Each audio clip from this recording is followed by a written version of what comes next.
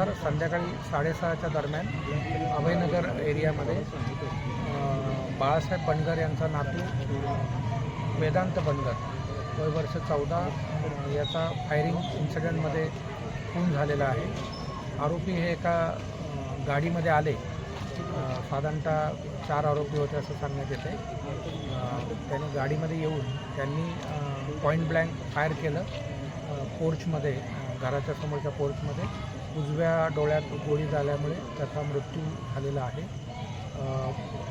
पुढील तपास Sanjaynagar police station करत आहे.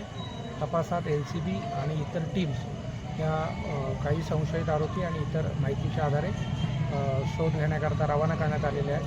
आजूबाजूचे जिल्हे यांनाही नाकाबंदीकरता सतर्क करण्यात आलेला आहे.